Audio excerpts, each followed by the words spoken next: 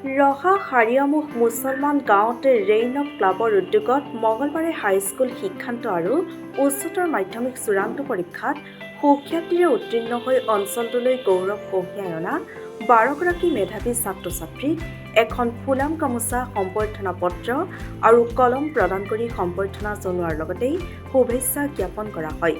অঞ্চলটোৰ জ্যেষ্ঠ ব্যক্তি মোহিত দাসৰ দ্বাৰা বন্তি প্ৰজ্বলনেৰে আৰম্ভ হোৱা সম্বৰ্ধনা অনুষ্ঠানটোত জ্যেষ্ঠ ব্যক্তি হৰেণ নাথ গাঁও প্ৰধান উপস্থিত থাকি ছাত্ৰ-ছাত্ৰীসকলৰ উদ্দেশ্যে সাৰুৱা ভাষণ আগবঢ়ায়।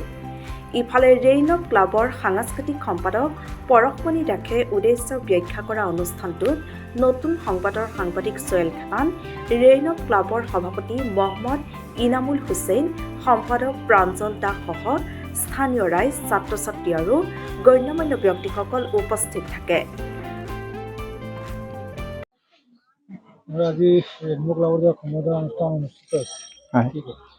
হয়, আমি 2021 বৰ্ষত আমি ৰেইনবো ক্লাব গঠন কৰিছিলোঁ। গাঁওখনৰ শৈক্ষিক বৌদ্ধিক বিকাশৰ দিশত কামখিনি কৰি যাম বুলি আমি বিভিন্ন ধৰণৰ অনুষ্ঠান শৈক্ষিক ক্ষেত্ৰত কৰি আহিছোঁ।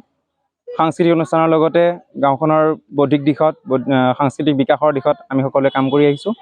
আজিও যিহেতু আমাৰ এই অঞ্চলত হাইস্কুল শিক্ষান্ত পৰীক্ষা আৰু উচ্চতৰ মাধ্যমিক চূড়ান্ত বৰ্ষৰ পৰীক্ষাত সুখ্যাতিৰে উত্তীৰ্ণ হোৱা ছাত্ৰ-ছাত্ৰীসকল আমাৰ গাঁওখনৰ লগতে তেওঁলোকৰ নিজৰ পৰিয়াললৈ গৌৰৱ কঢ়িয়াই আনিছে।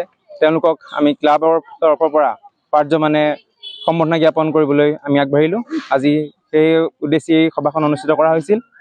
সভাখনত আমি আমন্ত্ৰণ কৰি আনিছিলোঁ আমাৰ গাঁও প্ৰধান ৰন্তু মুদৈকে প্ৰমুখ কৰি বিশিষ্ট সাংবাদিক সোহেল খেতান ডাঙৰীয়া আৰু উপস্থিত ৰাইজ, আৰু তেওঁলোকৰ উপস্থিতিত আমি এই অনুষ্ঠানটো আমি প্ৰায় 12জনকৈ ছাত্ৰ-ছাত্ৰী আমাৰ মাজত উপস্থিত থাকে। তেওঁলোকৰ মাজতে লেটাৰ মাৰ্কসহ সেই গোটেই 12জনেই হাইস্কুল শিক্ষান্ত পৰীক্ষাত সুখ্যাতিৰে উত্তীৰ্ণ হৈছে। তেওঁলোকক আমি সম্বৰ্ধনা জনাওঁ। আগন্তুক সময়তো আমি আশা ৰাখিছোঁ যে এই অঞ্চলটোৰ ছাত্ৰ-ছাত্ৰীসকলে তেওঁলোকৰ পঢ়া শুনাৰ দিশতে হওক বা তেওঁলোকৰ সাংস্কৃতিক দিশতে হওক তেওঁলোকে সুফল দেখুৱাই অঞ্চলটোলৈ গৌৰৱ কঢ়িয়াই আনক, আৰু আমি তেওঁলোকৰ লগত সদায় তেওঁলোকৰ লগত থাকি আমি অনুষ্ঠানবোৰ কৰি যাবলৈ আমি আগবাঢ়ি যাম। ধন্যবাদ। হয়, আমি সপ্তাহৰ শেষৰটো দিনত যিহেতু অঞ্চলটোৰ আমাৰ প্ৰায় পূৰ্বৰ তুলনাত এতিয়া সকলো গ্ৰেজুৱেট গাঁৱৰ ছাত্ৰ-ছাত্ৰীসকল, তেওঁলোকৰ শিক্ষাৰ মাধ্যমেৰে আমি ভৱিষ্যত প্ৰজন্মই যাতে তেওঁলোকৰ ভাল ফল দেখুৱাব পাৰে, তেওঁলোকৰ পঢ়াৰ দিশত কিবা যদি বাকী ৰৈ গৈছে সেইবোৰ আমি পূৰাই যাবলৈ চেষ্টা কৰি আহিছোঁ।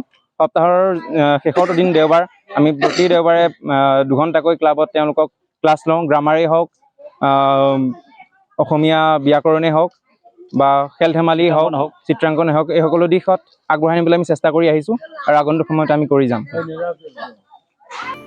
ৰহাৰ পৰা সোহেল খেতানৰ ৰিপৰ্ট, নতুন সংবাদ।